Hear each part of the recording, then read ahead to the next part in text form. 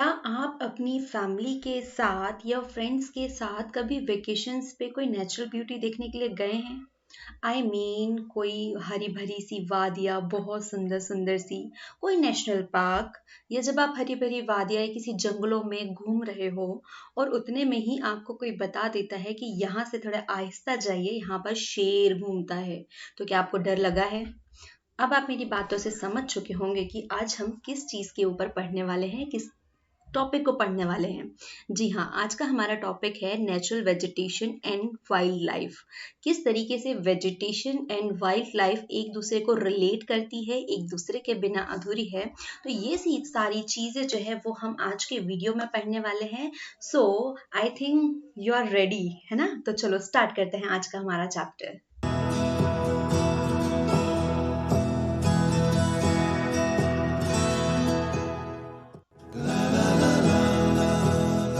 Hello everyone, this is me Jyoti Soni and welcome back to our channel. तो आज का हमारा टॉपिक है, ये हमारा चैप्टर है natural vegetation and wild life. हम चैप्टर स्टार्ट करें उसके पहले हम देख लेते हैं कि इस चैप्टर में हमें क्या क्या चीजें कवर करनी है। तो सबसे पहले हम पढ़ेंगे नेचुरल वेजिटेशन एक्चुअल में क्या होते हैं, इसके टाइप एंड क्लाइमेट चेंजेस जो भी है, क्लाइमेट कंडीशंस है etcetera, and then vegetation and wildlife जो है इन दोनों को रिलेट भी करने वाले हैं हम साथ ही साथ। तो भाई अगर वेजिटेशन के ऊपर बात करें उससे पहले देख लेते हैं कि हमारी इंडिया में इतनी सारी कल्चरल डाइवर्सिटीज है, मतलब इंडिया है, इतनी सारी स्टेट्स है और हर एक स्टेट में अपने अलग अलग कल्चर्स को फॉलो किया जाता है। और अब तक के आप लोगों ने एक रीजन भी देखा होगा कि हमारे यहाँ पर अलग अलग कल्चर या लैंग्वेजेस या जो भी कस्टम्स होते हैं, जो रिचुअल्स होते हैं, वो अलग अलग रहने का रीजन भी क्या है कि हर एक लोकेशन का अपना एक फिजिकल चेंजेस जो होते हैं, वहाँ की जो जियोग्राफिकल कंडीशंस होती है उसके ऊपर भी ये सारी चीजें डिपेंड करती है। तो सिमिलरली हमारे इंडिया में जैसे ही हम बहुत सारी वेराइटीज के ऊपर बात करें, मतलब इतनी सारी वेराइटीज है इंडिया में, तो सिमिलरली हमारे यहाँ पर पूरे इंडिया में जब आप घूमेंगे तो डिफरेंट टाइप के वेजिटेशंस मिलेंगे, उसमें नेचुरल ब्यूटीज देखने को मिलेंगी और हर एक एरिया में अपना कोई पर्टिकुलर वाइल्ड लाइफ स्टाइल भी होता है। वाइल्ड लाइफ स्टाइल मैंने इसलिए कहा क्योंकि जो लोकेशंस है, जियोग्राफिकल कंडीशंस है, उसके अकॉर्डिंग ही वहां पर कोई ना कोई एनिमल है, ये वाइल्ड लाइफ जो है वो वहां रहती है। अब वेजिटेशन वर्ड इतने बार रिपीट कर लिया है तो भाई ये वेजिटेशन भला क्या होती है? तो मेरे हिसाब से मैं वेजिटेशन उसे कहूंगी जो एक खूबसूरत सा वर्ड है। मीन्स जब हम नेचर में जाते हैं तो हमें जो हरी भरी वादियां होती है कितनी सुंदर लगती है, मतलब बहुत, मतलब जब आप नेचर में जाते हो तो शेड्स मिल जाते हैं और वो इतनी सुंदर लगते हैं। ठीक है, लोग लड़कियों को यूं ही बदनाम करते हैं कि में बहुत सारे शेड चेक कर लेती है, बट जब आप नेचर को एकदम करीब से देखेंगे तो आपको ग्रीन कलर के भी शेड्स वहां पे ऑटोमेटिकली दिखेंगे, जो कि आपको अपने नेचर ने प्रोवाइड किया हुआ है।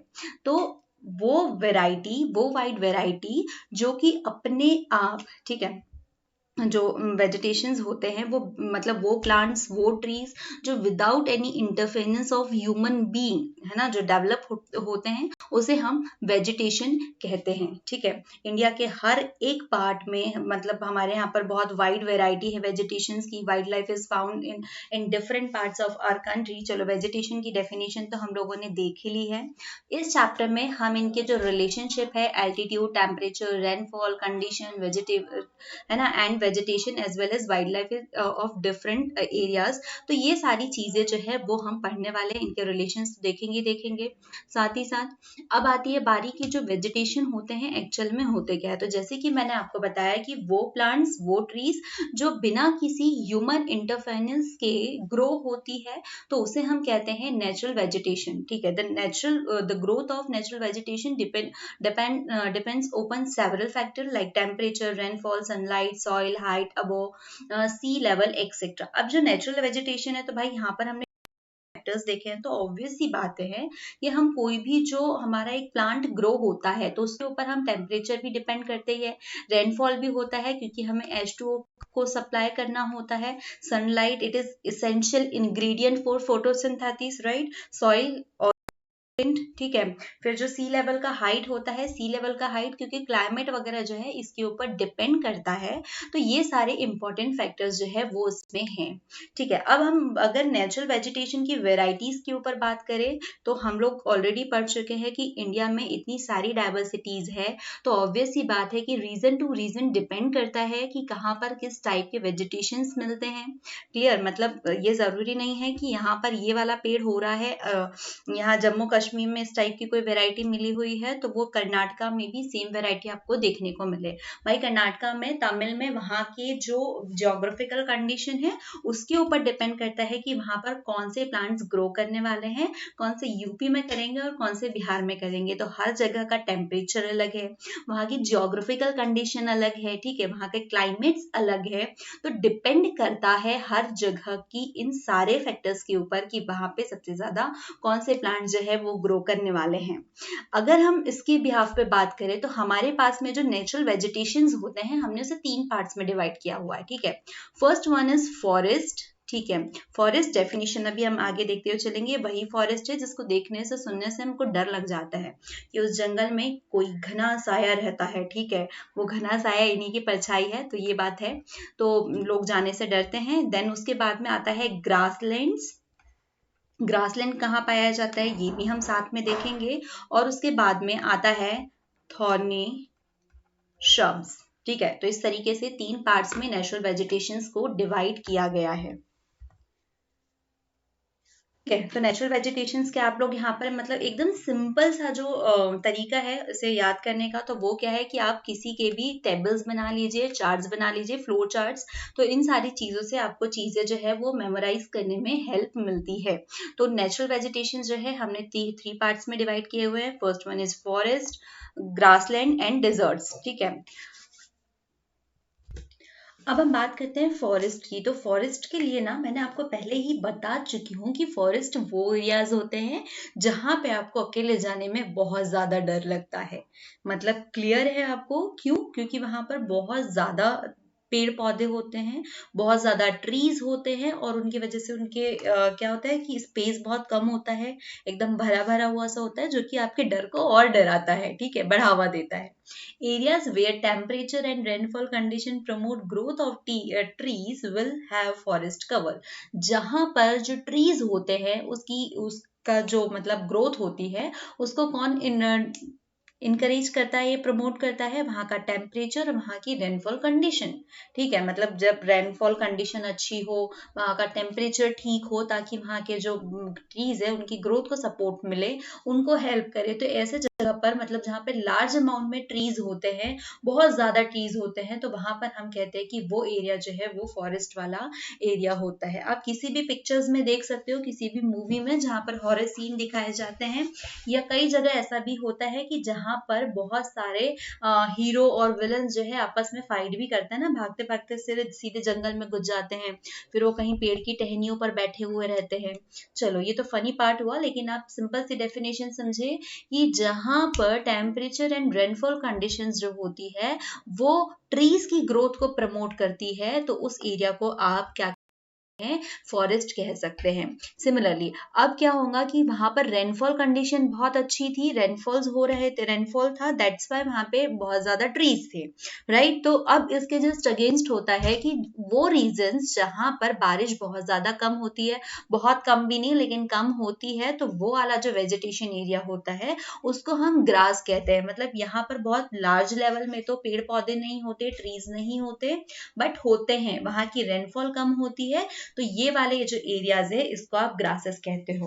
चलो अब नेक्स्ट मोस्ट इंपॉर्टेंट काम जो है वो आपके लिए ये है कि आप जब अब आगे का लेक्चर पढ़ने वाले हैं तो उसके पहले आपको करना क्या है, आपको ये वाला जो मैप है या आपके पास जो भी मैप्स है, राइट, ओके सॉरी मेरा इसमें से एक डॉक्यूमेंट निकल गया, ओके, तो ये जो मैप्स है तो आपको अपने साथ में खोल के रखना है, या आपकी जो बुक्स है वहां पर भी आपकी बुक्स में सेपरेटली मैप्स बने हुए हैं। तो दैट्स वेरी इंपॉर्टेंट कि आप मैप को साथ में रखें, क्योंकि अब हम क्या करेंगे कि सारे जो एरियाज है वहां पर किस टाइप का वेजिटेशन है, तो ये सारी चीजों को हमको डन करना है। तो अब आपके लिए एक ट्रिक क्या है कि आप एक ब्लैंक मैप बनाएंगे और वो मैप बनाने के साथ ही साथ आप क्या करेंगे, जो भी हम वेजिटेशंस पढ़ते जाएंगे, हालांकि वो आपकी बुक में वहां पर वो वेजिटेशन वाला एरिया डिसाइडेड होगा, तो आपको क्या करना है कि सपोज ठीक है हमने ये वाला एक मैप ले लिया, ब्लैंक मैप ले लिया, तो यहाँ पर आप एक साइड में पहले कलर्स डिसाइड कर लेंगे कि आपको कौन से कलर से किस वेजिटेशन को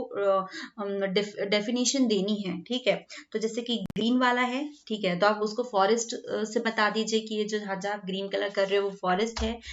फिर आप कोई और डार्क ग्रीन ले लो तो उससे बता दो कि ये ग्रासेस है, कोई और कलर ले लेना तो उससे डिजर्ट्स को शो कर देना। तो ये चीजें आपको इजी हो जाएंगी देखने में कि कहाँ पर कौन से वेजिटेशंस अवेलेबल है, कहाँ पर कौन सी वाइल्ड लाइफ अवेलेबल है। तो ये सिंपल सा ट्रिक है कि ताकि आप जब भी अपना वो मैप पलटेंगे, जब भी मैप को देखेंगे तो ऑटोमेटिकली सारी की सारी चीजें आपको याद हो जाने वाली है। तो चलो ग्रासेस भी आई होप आपको समझ में आ गए होंगे कि क्या होता है कि जहाँ पर रेनफॉल कंडीशन जो होती है वो रेनफॉल कम होता है, तो वहां पर जो वो एरिया होता है उसको हम ग्रासेस कहते हैं। ठीक है, फिर आता है डिजर्ट। तो डिजर्ट क्या होता है कि जहां पर एक्सट्रीम ड्राइनेस होती है। ठीक है, आप इंडिया में देख लो तो राजस्थान वाला एरिया जहां पर एकदम रेतीला सा होता है, जहां पर पानी बहुत ही कम में होता ही नहीं है, तो वो वाले एरियाज जो होते हैं वो डिजर्ट्स कहलाते हैं। और वो area vegetation cover will consist of thorny shrubs, ठीक है, वो वाले जहां पर एकदम कांटेदार झाड़ियां होती है, ठीक है, उसको भी आप कह सकते हो। मतलब वो वाला एरिया भी जहां पर बहुत कम बारिश होती है, ये न के बराबर होती है। चलो ये सारे तो टाइप्स हमने पढ़ लिए नेचुरल वेजिटेशन के कि कौन से क्या क्या होते हैं। तो अब वेरी फर्स्ट की हमारे पास में आता है फॉरेस्ट। तो अब हम फॉरेस्ट को मतलब उसका रिलेशन जो है वो देखेंगे वाइल्ड लाइफ से। तो मैं पहले आपको वाइल्ड लाइफ और फॉरेस्ट या जो भी नेचुरल वेजिटेशन है उनके बीच में रिलेशन बता दूं। अब देखो wild life means different kind of animals, right. तो अब ये जो डिफरेंट काइंड ऑफ एनिमल्स है, तो अभी हम लोगों ने कुछ टाइम पहले बात की थी, या पहले की भी बहुत सारे जियोग्राफिकल वीडियोस में हम बात कर चुके हैं कि डिपेंड करता है कि जियोग्राफिकल कंडीशन क्या है वहां के रहने वाले लोगों के बिहेवियर पे। ठीक है, कि वहां पर कौन, जैसे कश्मीर में लोग एकदम पैक रहते हैं, क्यों? क्योंकि वहां का एटमॉस्फेयर ही वैसा है। ठीक है, तो डिपेंड करता है कि किस टाइप के एनिमल, किस टाइप की वाइल्ड लाइफ जो है वो किस एरिया में बिलोंग करती है, वहां की कंडीशन के ऊपर, करेक्ट। तो ऐसे ही देखो जो एनिमल्स होते हैं, वाइल्ड लाइफ मींस एनिमल, तो एनिमल कहाँ रहते हैं? जंगलों में रहते हैं, वो वनस्पतियों के बीच में रहते हैं, क्लियर। तो जहां पे भी इस टाइप के फॉरेस्ट होंगे, ग्रासेस होंगे, डिजर्ट्स होंगे, तो वहां रहने वाले मतलब उस क्षेत्र में या उस रीजन में जिनका भी ये घर है, तो उस टाइप के जो एनिमल्स है वो भी हमको साथ साथ में देखते हुए चलना है कि भाई इस रीजन में कौन सी वाइल्ड लाइफ है, कौन कौन से एनिमल्स यहाँ पे रहते हैं। ठीक है, ये फॉरेस्ट किन किन लोगों का घर होने वाला है। देखो मैंने आपको ये बात बताई। देखो अब क्या होता है कि हमारे पास में जो फॉरेस्ट की ग्रोथ होती है वो डिपेंड किसके ऊपर करता है? वहाँ की क्लाइमेट कंडीशन के ऊपर, करेक्ट। अब क्लाइमेट कंडीशन जो भी होंगी उसके अकॉर्डिंग वहाँ का फॉरेस्ट ग्रोथ रेट होगा, ठीक है, वो है। फिर उसके बाद में जो वाइल्ड लाइफ होती है और जो उसकी वेराइटीज होती है एक्स्ट्रा, तो वो भी डिपेंड करती है कि वो फॉरेस्ट कवर किस तरीके का है, जो कि जस्ट पहले मैं आपको एक लाइन बता चुकी हूँ कि डिपेंड करता है वहाँ की कंडीशन क्या है, उसके अकॉर्डिंग ही वहां पर वहां की वाइल्ड लाइफ जो है वो स्टे करती है। तो सिमिलरली कि जिस तरीके का फॉरेस्ट कवर होगा उसी तरीके से वहां पर उसकी वाइल्ड लाइफ और उसकी वेराइटी जो है वो वहां पर निवास करेंगी। और अगर फॉरेस्ट कवर चेंज हो रहा है, क्लाइमेट चेंज हो रहा है, तो वहां की वाइल्ड लाइफ जो है वो भी चेंज होते जाती है, क्लियर, मतलब डिपेंड करता है। तो अगर हम बात करते हैं फॉरेस्ट की, तो फॉरेस्ट जो होते हैं वो बहुत टाइप के होते हैं। तो अब हम धीरे धीरे एक एक करके सारे फॉरेस्ट की टाइप जो है वो समझना शुरू करेंगे। अब सबसे पहले आपके सामने एक इमेज आ रही होंगी और इस इमेज में आप देख रहे होंगे कि भाई बहुत ज्यादा डरावना पिक्चर है, ठीक है, उतना ही खूबसूरत भी ये इमेज है। ठीक है, मेरा कहने का मतलब सिर्फ डरावने से ये था कि यहाँ पर देख सकते हो आप कितनी ज्यादा ट्रीज है, कितने सारे प्लांट्स है, एकदम कंजेस्टेड फॉर्म में ये सारी चीजें भरी हुई है।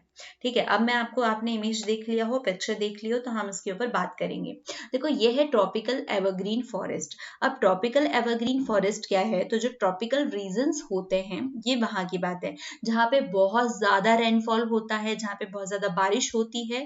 तो ये बारिश होने से, क्योंकि हमें पता है कि वहाँ की जो क्लाइमेट कंडीशन है वो उसके ऊपर डिपेंड करता है फॉरेस्ट का ग्रो होना या उसकी ग्रोथ। तो यहाँ पर बहुत ज्यादा बारिश होती है, ठीक है, यहाँ पर रेनफॉल बहुत है, तो इसके वजह से क्या है, यहाँ पर बहुत ज्यादा अमाउंट में जो ट्रीज है, जो प्लांट्स है वो ग्रो कर रहे हैं, और वो आप यहाँ पे इमेज में देख सकते हो कि कितने सारे यहाँ पर ट्रीज है, प्लांट्स है।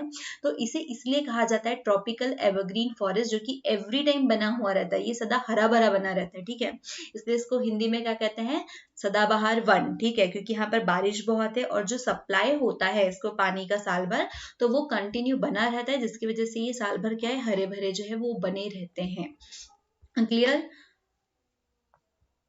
ट्रॉपिकल एवरग्रीन फॉरेस्ट जो है वो उस एरिया में ट्रॉपिक्स में फाइंड किए जाते हैं जहां पर climate is hot and the year, जहाँ पे जो क्लाइमेट है वो गर्म बना हुआ रहता है, रेनफॉल हैवी रहता है, जो कि वहाँ के जो प्लांट्स है उसकी लीव्स जो है उसको ग्रो करने में प्रमोट करती है या उसको हेल्प करती है। The tree grow very tall and have broad leaves, several varieties of trees can be found in a small area, right. कि अब यहाँ पर ये जो ट्रीज होते हैं वो बहुत लंबे लंबे भी होते हैं और थोड़े ही एरिया में बहुत ज्यादा ट्रीज, ये प्लांट जो है वो आपको देखने को मिल सकते हैं, जैसे कि आप इमेज में ऑलरेडी देख चुके हो। और इनकी जो लीव्स होती है वो भी बहुत ज्यादा चौड़ी होती है।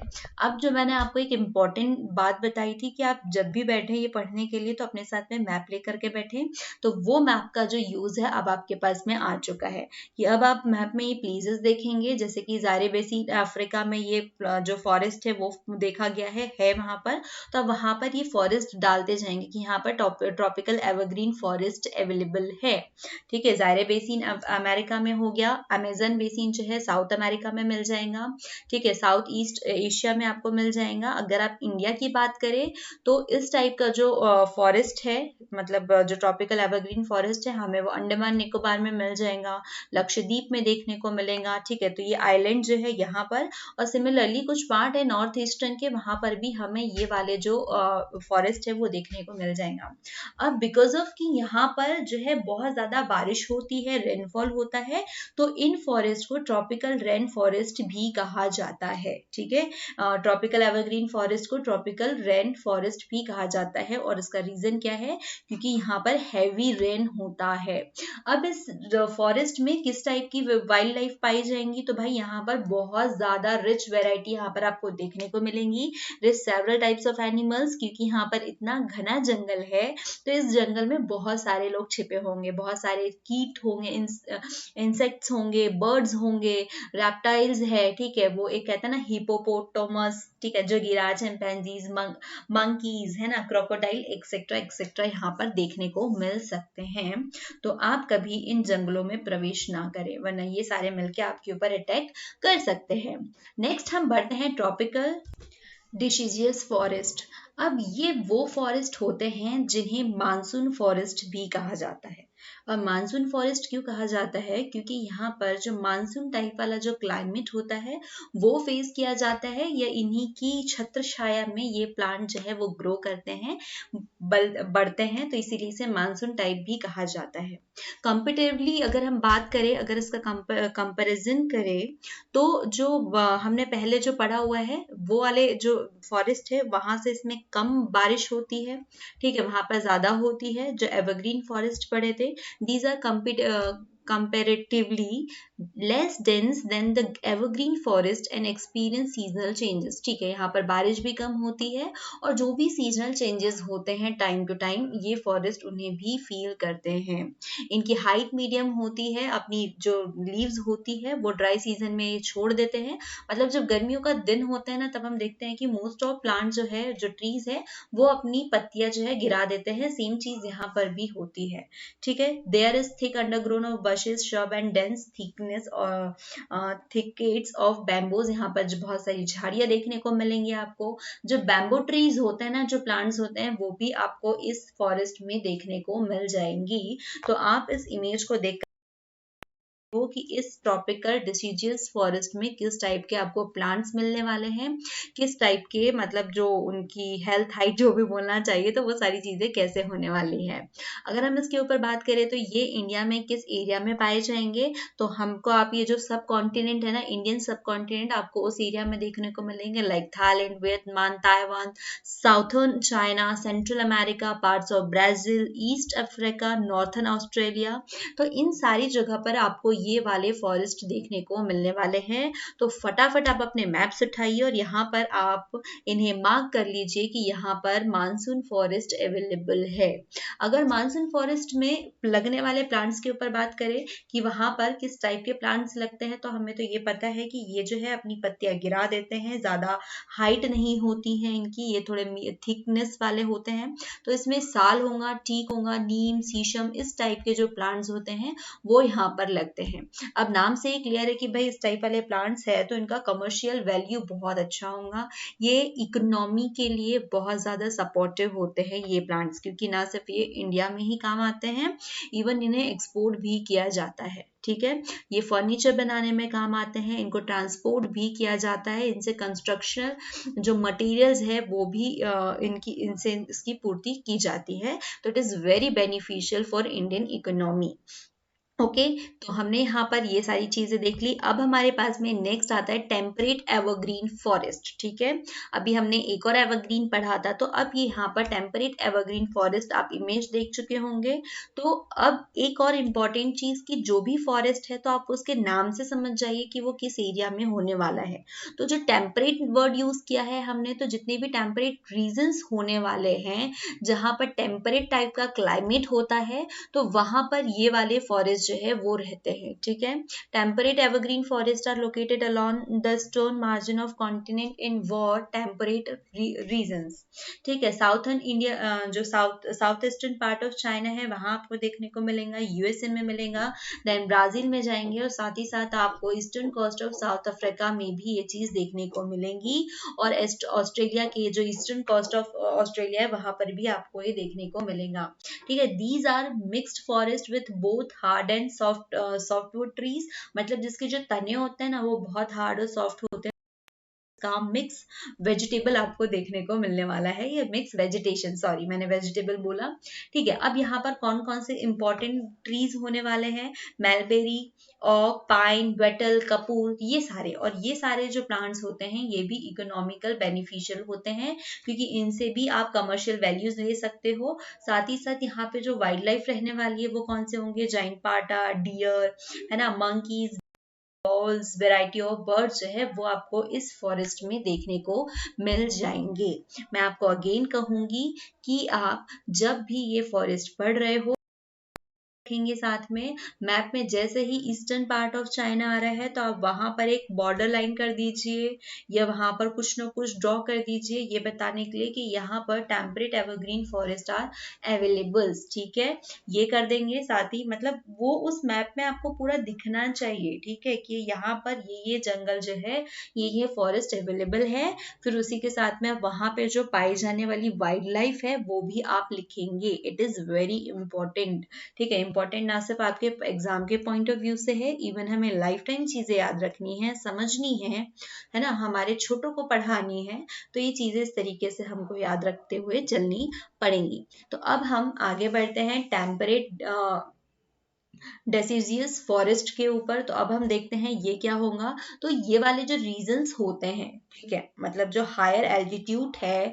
टेम्परेट रीजन्स में, कूल टेम्परेट रीजन्स में, ठीक है, तो वहां पर ये पाए जाते हैं। जैसे कि अगर हम बात करें तो north eastern part of USA में मिलेगा, नॉर्थ वेस्ट यूरोप में मिलेंगे, नॉर्थ चाइना में मिलेंगे, Japan, North South Korea, southern Chile, okay, New Zealand, है ना, तो यहाँ पर मिलेंगे। और ये जो प्लांट्स होते हैं इसकी स्पेशली कि ये बहुत लंबे तो नहीं है लेकिन थिक ट्रंक्स के साथ में है, ब्रॉड लीव्स है, मतलब इनके तने जो है वो थोड़े थिक है, इनकी जो लीव्स है वो ब्रॉड होने वाली है। तो ये आपकी पहचान है। कहाँ पर मिलेंगे, तो ये मिलेंगे higher latitudes in cool temperate regions में, यहाँ पर ये फॉरेस्ट आपको देखने को मिलने वाले हैं। इसकी स्पेशलिटी और है कि ये भी ड्राई सीजन में क्या करते हैं कि अपनी लीव्स को गिरा देते हैं। ठीक है, जब आपने एक और पढ़ा हुआ था, ठीक है, ये हम टेम्परेटिव रीजन पढ़, ये वाला जो फॉरेस्ट पढ़ रहे हैं डिसीजियस, तो डिसीजियस जब आपने एक और बार पढ़ा हुआ था तो वहां की भी स्पेशल हैं इन ड्राई सीजन। तो सिमिलरली यहाँ पर भी होता है। तो आप अपने ना जब भी पढ़ने जाए तो अपने तरीके से अपने आप से कोई ना कोई ट्रिक जो है वो निकाल सकते हैं, क्योंकि जो ट्रिक सामने वाला देता है तो उसको फॉलो करना थोड़ा टफ हो जाता है, लेकिन जब आप चीजें समझ लेते हैं तो अपने आप से जो ट्रिक्स क्रिएट करते हैं तो वो चीजें आपको याद रखने में बहुत ज्यादा फायदा देती है, मतलब क्या कहना चाहिए, हेल्प करती है। क्योंकि सेल्फ इनोवेटेड चीजें जो है वो खुद बनाते हैं तो रेसिपी याद रहती है, तो भूलने का सवाल ही नहीं बनता। ठीक है, अब यहाँ पर ऑक मिलेगा, ash, birch, maple, poplar, redwood and firs, ये सारी जो प्लांट्स है वो यहाँ पर मिलने वाली है। यहाँ पे आपको डियर मिलेगा, फॉक्सेस, बियर, वॉल्व्स, तो है ना, तो ये सारे जो वाइल्ड लाइफ है ये यहाँ पर आपको देखने को मिलेंगे। और वाइल्ड कैट्स जो है वो यहाँ का कॉमनली एनिमल है। Wild cat are commonly found animal in these forest. Bird like pheasant and monal are also found in their these forest। Sorry, चश्मे का थोड़ा इशू हो गया है। देन हम आगे और देखें तो अब हमारे पास में आता है मेडिटेरियन वेजिटेशंस। अब मेडिटेरियन वेजिटेशंस होते क्या है, तो भाई कि हम लोगों ने बात की कि हर एक एरिया के एक स्पेशल फीचर्स होते हैं, और यहाँ के जो स्पेशल फीचर्स हैं वो उसको देखें उससे पहले आप बस पिक्चर को अच्छे से देखिए। ठीक है, अगर आपको पिक्चर क्लियर नहीं आ रही है तो आप अपने पास गूगल करके देखिए मेडिटेरियन जो वेजिटेशंस है उसके बारे में, और फिर उसके बाद में हम इसकी डेफिनेशन को समझते हैं। ये वाले जो वेजिटेशंस होते हैं most of western margin of continent in the warm temperate regions. ठीक है, जो वार्म टेम्परेट रीजन्स है वहां पर पाए जाते हैं वेस्टर्न मार्जिन ऑफ कॉन्टिनेंट के। ठीक है, जो कॉन्टिनेंट है उसके वेस्टर्न मार्जिन में ये पाए जाते हैं। ये वाले जो वेजिटेशन है इसकी स्पेशलिटी ये है कि जब समर्स होते हैं तब ये ड्राई होते हैं। ठीक है, आप पिक्चर में देख सकते हो, और जब विंटर तब यहाँ पर बारिश होती है या रेनफॉल होता है। ठीक है, अब यहाँ पर जो ट्रीज है, ठीक है, the trees have broad waxy leaves with thick barks and long roots. ठीक है, यहाँ के जो ट्रीज होने वाले हैं तो इन ट्रीज की जो लीव्स होती है वो वैक्सी लीव्स होती है। और वैक्सी लीव मतलब जो मोम टाइप की लीव्स होती है ना, मतलब मोम वाला जो कितना पतला लेयर होता है, मोटा सा लेयर होता है जो उसको प्रोटेक्ट करता है, तो ये जो मोम टाइप की है जो वैक्सी लीव्स होती है ये इनको समर पीरियड में प्रोटेक्ट करती है। ठीक है, मतलब जो समर्स होते हैं बहुत ज्यादा ड्राई हो जाता है तो ये वैक्सी लीव्स उनको उस टाइम में प्रोटेक्ट करती है। इनके जो क्या कहना चाहिए, जो तना होता है वो थिक होता है, थिक बाग्स होते हैं, और लंबी लंबी इनकी जड़ें भी होती है। तो दो चीजें क्लियर हो गई कि ये वाले जो प्लांट्स है या जो वेजिटेशंस है वो कहाँ पर पाए जाते हैं, जो टेम्परेट वार्म टेम्परेट रीजन्स होते हैं या वो वाला जो क्लाइमेट है होता है, तो उन वाले क्षेत्र में जो वेस्टर्न मार्जिन ऑफ कॉन्टिनेंट है, तो हमारे जो महाद्वीप वाले कॉन्टिनेंट्स होते हैं तो उसके मोस्ट ऑफ वेस्टर्न मार्जिन में ये वाले वेजिटेशन जो है वो पाए जाते हैं। इसकी स्पेशलिटीज देख ली है। अब इनकी स्पेशलिटी देख ली ट्रीज की, तो उसमें कौन कौन से स्पेशल ट्रीज आने वाले हैं, जैसे ऑलिव, कॉर्क, ऑक, फिग्स, पाइन, ये सारे हैं। और इनका भी जो क्या कहना चाहिए इकोनॉमिकल बेनिफिट सारे देते हैं। इवन जितने भी हम सारे पढ़ने वाले हैं तो इकोनॉमिकली बेनिफिट देने ही वाले हैं। अब इसके बाद में यहाँ पर करें हम वाइल्ड लाइफ के बारे में बातें, तो जो वाइल्ड लाइफ होती है, अब ये जितने इस टाइप के जो है ना, मतलब जो वेजिटेशंस होते हैं तो उसको मोस्ट ऑफ को कन्वर्ट कर दिया गया है एक फ्रूट और ऑर्चर्ड्स में। ठीक है, मतलब यहाँ पे बहुत ज्यादा पैदावार की जाती है फ्रूट्स की, और इस वजह से क्या हुआ है कि यहाँ पर जो वाइल्ड लाइफ रहा करती थी वो धीरे धीरे खत्म होते जा रही है। ठीक है, बस इसमें इतना ही पढ़ेंगे। देन आता है हमारे पास में कॉनिफेरस फॉरेस्ट। अब कॉनिफेरस फॉरेस्ट होते क्या है भाई, ठीक है, इसके बारे में देखें तो देखो इमेज से आपको क्लियर पता चल रहा है कि कैसे कोन वाला जो शेप है ना कॉनिफेरस में, देखो एक कोन वाला शेप जो है ये उठाई देते दिख रहा है। ठीक है, इसका वेदर देख करके आप पता कर सकते हो कि ये कहाँ पर स्पेशली कहाँ पर पाए जाएंगे, जो हिमालयन वाला एरिया होता है तो ये वहां पर पाए जाते हैं। तो नॉर्मली देखें हम तो latitudes between 50 degree north to 70 degree north ये वाले एरिया में पाए जाते हैं, इनको आप ताइगा भी कहते हैं। और ये higher altitude on high mountain range like Himalaya and Alps यहाँ पे भी पाए जाते हैं। ठीक है, मोस्ट ऑफ ये कहाँ पर पाए जाएंगे, तो ये 50 डिग्री नॉर्थ से 70 डिग्री नॉर्थ लैटिट्यूड्स में पाए जाएंगे, इन्हें टाइगा भी कहा जाता है। और इसके अलावा मतलब इस लैटिट्यूड के अलावा ये कहाँ पर देखने को मिलेंगे, जो हाई माउंटेन रेंजेस होती है जैसे हिमालय हो गया, एल्पस हो गया, तो यहाँ पर भी आप इनको देख सकते हो। साथ ही साथ इसको आप नॉर्थन पार्ट ऑफ अमेरिका जो है वहां पर भी देख सकते हो, या नॉर्थ अमेरिका में देख सकते हो, यूरोप, एशिया, ठीक है, यहाँ पर भी Alaska, Canada, Norway, Sweden, Finland, Poland, Russia, Syria, Siberia, इन सारे एरिया में भी आप इसको देख सकते हो। और जैसे ही आपने ये सारे एरिया पढ़ चुके हैं तो आपकी पहली ड्यूटी बनती है कि आप इन्हें मैप में डाल दें कि इस एरिया में ये पाए जाते हैं। अब इन ट्रीज की स्पेशलिटी क्या होती है भाई, तो ये ट्रीज जो होते हैं इसकी स्पेशल फीचर ये है कि ये लंबे होते हैं और एकदम सीधे होते हैं, as you can see in the pictures, right.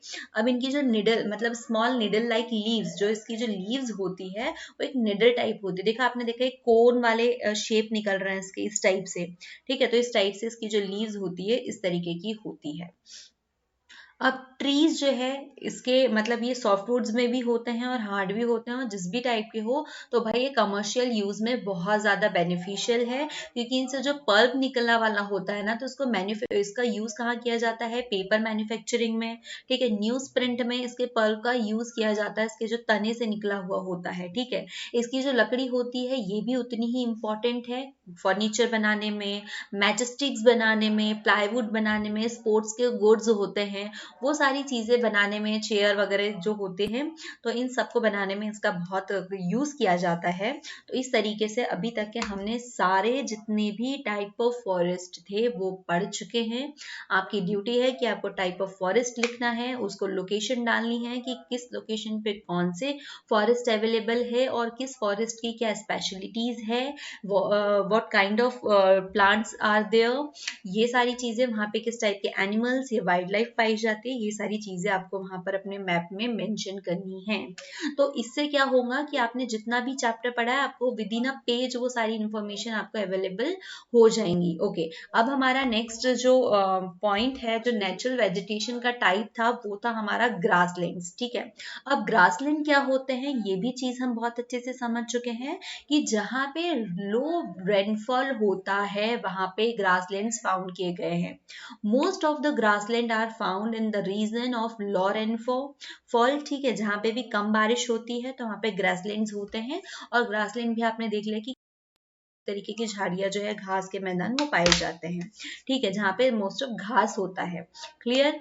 अब जो ग्रासलैंड होते हैं वो दो टाइप के होते हैं, फॉरेस्ट तो हमने देख लिया बहुत टाइप के होते हैं, तो ग्रासलैंड जो है वो दो ही टाइप के होते हैं, ट्रॉपिकल ग्रासलैंड और दूसरा होता है टेम्परेट ग्रासलैंड, ठीक है।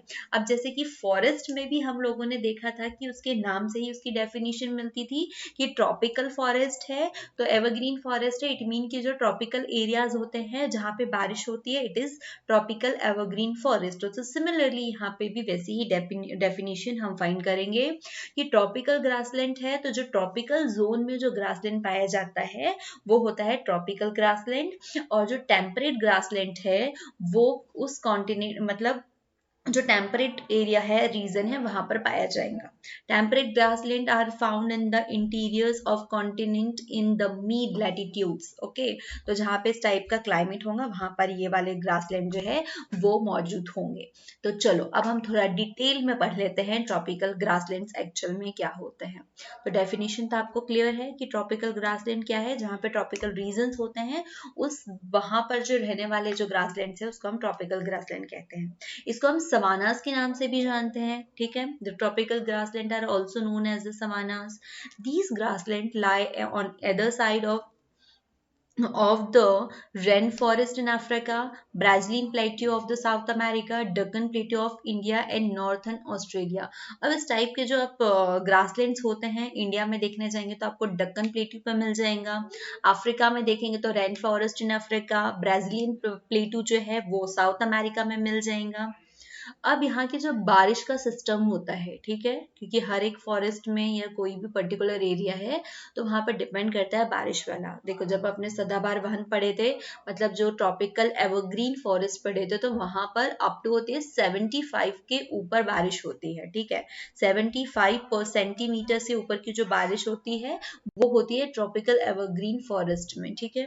अब हम पढ़ रहे हैं ट्रॉपिकल ग्रासलैंड, तो यहाँ की जो बारिश होती है, rainfall in these region ranges between 25 centimeter to 75 centimeter and can support tall chorus grasses on height high as 2 meter to 4 meter। एक सेकेंड यार बहुत ज्यादा आवाज आ रही है। ओके तो ये वाले जो फॉरेस्ट होते हैं यहाँ पर 25 to 75 सेंटीमीटर के बीच में बारिश होती है, और यहाँ पर जो 2 से 4 सेंटीमीटर के बीच बीच में इंटरस्पर्स जो है वहाँ पर छोटे छोटे ट्रीज भी होते हैं। हालांकि मोस्ट ऑफ जो है वो ग्रासेस ही होने वाले हैं, लेकिन बीच बीच में क्या होता है इंटरस्पर्स की वहाँ पर छोटे छोटे जो शॉर्ट ट्रीज होते हैं वो भी अवेलेबल होते हैं। Many parts of grassland are used for grazing और फार्मिंग, मतलब जानवरों को चराने के लिए, मतलब उनका जो फूड होता है ना, जहाँ पर वो जंगलों में घूमते हैं अपने चारे के लिए, वो और खेती करने के लिए यूज किया जाता है। ठीक है, यहाँ पर बहुत सारे एनिमल्स भी रहते हैं, लाइक एलिफेंट हो गया, डियर, जेब्रा, जिराफ, ये सारे जो हार्बेवर्स जो एनिमल्स होते हैं वो सारे यहाँ पर स्टे करते हैं, ये इनका घर होता है। ठीक है, the grassland are a home to herbivores animals like elephant, deer, zebra, giraffe, leopards can also be found in these areas। तो भाई अब इन लोगों के नाम से ही आपको पता चल गया होगा ना, एंड हम लोगों ने एक वर्ड पढ़ा है हार्बीवेरस एनिमल्स, मीन्स ये सारे शाकाहारी है क्योंकि घास वाले एरिया में है। ठीक है, फिर जहाँ पर कम घास होगा तो वहां पर हम मांसाहारी जानवरों को रखने वाले हैं। ठीक है, अब इंडिया के वर्ल्ड के अलग अलग पार्ट्स में इन्हें अलग अलग नाम से भी पुकारा जाता है। ठीक है, जैसे कि वेनेजुएला में लेनोस करके पुकारा जाता है, ब्राजील में कैंपोस, अर्जेंटीना में ग्यूई, whatever, I can't pronounce it. Okay, अब आप पढ़ लेना। ठीक है, पार्कलैंड जो है वो अमेरिका में इसको प्रोनाउंस किया जाता है। अगर हम आगे बढ़े तो टेम्परेट जो ग्रासलैंड्स होते हैं वहां देखे तो टेम्परेट वर्ड यूज किया है। इट मीन कि यहाँ पर जो बारिश है, जो रेनफॉल है, उसका लेवल बहुत ही कम होने वाला है। क्लियर? तो यहाँ पर देख सकते हो, तो जो अभी हम लोगों ने ट्रॉपिकल ग्रासलैंड पढ़ा है तो उसके कंपैरिजन में यहाँ पर कम ग्रास होगा। ठीक है, मतलब ट्रीज तो होंगे ही नहीं, क्योंकि वहां पे 2 to 4 सेंटीमीटर के बिटवीन जो है कोई ना कोई प्लांट जो देखने को मिल जाता था, बट यहाँ पर इस टाइप का कोई भी प्लांट आपको देखने को नहीं मिलने वाला है। ठीक है, तो यहाँ ये वाले जो रीजन्स होते हैं ये बहुत ज्यादा ठंडे होंगे, कोल्डर होंगे एंड ड्रायर्स होंगे। ठीक है, यहाँ पर बहुत कम बारिश भी होने वाली है। These grasslands are found in the colder and drier region as the amount of participation is very low. The grass here is short and less dense and trees are almost absent। ठीक है, यहाँ पर जो grass होंगे वो बहुत छोटे होंगे और उसके कंपैरिजन में तो कम ही है, ट्रीज एब्सोल्युटली absent है। ठीक है, यहाँ पर जो यहाँ पर कौन से सुटेबल एनिमल्स पाए जाएंगे या जो वाइल्ड लाइफ है, तो यहाँ पर कैटल, शीप, ये सारी जो चीजें हैं जिसको चराए जाते हैं, मतलब लेकर एक जगह से दूसरी जगह लेकर के जाया जाता है, तो उस टाइप के जो वाइल्ड एनिमल्स है वो यहाँ पर मौजूद होंगे। ठीक है, और ये वाले जो प्लेसेस होते हैं मोस्ट ऑफ कॉर्न और वीट के कल्टीवेशन के लिए यूज किए जाते हैं। ठीक है, तो इन ग्रासलैंड को स्टेपस कहा जाता है यूरेशिया में, नॉर्थ अमेरिका में पैरियस कहा जाएगा, prairies in North America, Pampas in South America, Wild North South America में कहा जाएगा। ठीक है, साउथ अमेरिका और अफ्रीका, साउथ अफ्रीका में वेल्ड और साउथ अमेरिका में पैम्पस कहा जाता है। मतलब हर एक रीजन में इनके अलग अलग नाम होते हैं और दोनों ही ग्रासलैंड के दोनों ही पार्ट में अलग अलग नाम होंगे। ठीक है, यहाँ पर हॉर्स मिलेगा आपको, वाइल्ड एसेस मिलेंगे, लेपर्ड्स मिलेंगे, wild dog, rabbit, horse, giraffe, तो इस टाइप के जो एनिमल्स है ये वाइल्ड लाइफ है, आपको यहाँ पर देखने के लिए मिल सकते हैं। ठीक है, यहाँ पर एकदम तेज भागने वाले ना, स्विफ्ट मूविंग जो एनिमल्स होते हैं वो भी मिलेंगे आपको, जिराफ हो गया, हॉर्स हो गया, तो ये सारे तो वही होते हैं, तो एकदम स्पीडली भागने वाले एनिमल भी यहाँ पर मिलते हैं। और साथ ही साथ बहुत सारे जो बर्ड होते हैं ना, फ्लाइटलेस जो जॉइंट बर्ड्स होते हैं, तो वो भी यहाँ पर पाए जाते हैं। तो इतना था ग्रासलैंड के लिए। ठीक है, 2 टाइप हम लोगों ने पढ़ चुके हैं, ऑलमोस्ट फॉरेस्ट हो चुका है, ग्रासलैंड हो चुका है। अब हमारी बारी आती है डिजर्ट्स को पढ़ने की। तो desert vegetation and wild animal जो है वो हम यहाँ पर पढ़ने वाले हैं। तो सबसे पहले तो हमारी ड्यूटी बनती है कि जो डिजर्ट्स होते हैं उसको समझने की कि ये एक्चुअल में क्या होते हैं। तो वैसे प्लेसेस जहाँ पर जो क्लाइमेट कंडीशंस होती है वो एकदम एक्सट्रीम लेवल पे हो, वो एक्सपीरियंस करे इस चीजों को। ठीक है, मतलब जो हमारी क्लाइमेट चेंज होते हैं, जो कंडीशंस होती है, तो वो एक्सट्रीम लेवल पे होती है, ठीक है। ये बड़े बड़े होंगे, सूखे होंगे और सैंडी एरियाज होते हैं, ठीक है। मतलब जहां पर आपको एकदम रेत रेत मिलती है ना, अगर आप राजस्थान वाले एरिया में जब आप एंटर करते हैं तो वहां पर हमें बहुत ज्यादा सैंडी पेजेस मिलते हैं, मतलब वहां रेती रेत आपको देखने को मिलती है, ठीक है। वो ड्राई होते हैं, ठीक है। सबको पता है कि हमारे इंडिया में एकमात्र राजस्थान है जो ड्राई और सैंडी है, और बड़े बड़े क्या होना चाहिए, स्पेसेस होते हैं, ठीक है। अब डिजर्ट जो होते हैं पूरे वर्ल्ड में तो मिलते ही मिलते हैं, ठीक है। स्पेशली इंडिया की बात करेंगे तो कहाँ मिलेंगे, ठीक है। अब जो डिजर्ट्स होते हैं पूरे वर्ल्ड में है, लेकिन फिर भी हमने इसको 2 पार्ट्स में डिवाइड करके रखा हुआ है, क्योंकि हमने ग्रासलैंड को डिवाइड किया था, हमने फॉरेस्ट को डिवाइड किया था, तो ऑब्वियस सी बात है हम डिजर्ट्स को भी क्लासिफाइड करने वाले हैं। तो जो डिजर्ट्स होते हैं वो 2 टाइप के होते हैं, ठीक है। एक तो hot and second one is cold. तो हॉट क्या होता है, कोल्ड क्या होता है, तो ये अभी हम आगे चल के पढ़ने वाले हैं। On the basis of the prevailing climate condition and relief features, the desert world over are classified into 2 types, hot desert and cold desert. देखो डेफिनेशन से क्लियर है कि हॉट कौन सा होने वाला है, जहाँ का जो क्लाइमेट है वो बहुत हॉट हो, ठीक है। जो टेम्परेचर है वो बहुत ज्यादा हॉट हो, ठीक है। तो आप इमेज देख कर अब आपको ये भी पता चल गया है कि मैं बात कर रही हूँ राजस्थान वाले रीजन की, ठीक है। मतलब ऊंट चलते हुए दिखाई दे रहे हैं, और ऊंट यहाँ क्यों रहते हैं इसका भी रीजन हम आगे चल के देखने वाले हैं, ठीक है। तो जो हॉट रीजन होते हैं वो ट्रॉपिकल और सब ट्रॉपिकल एरियाज जो होते हैं वहां पर होते हैं, क्योंकि इन्हीं के वजह से वहां पर जो टेम्परेचर है वो बहुत ज्यादा हाई होता है, ठीक है। These desert experience very high temperatures and with extremely low rainfall. यहाँ पे बारिश बहुत कम होने वाली है बट टेम्परेचर बहुत हाई होने वाला है, ठीक है।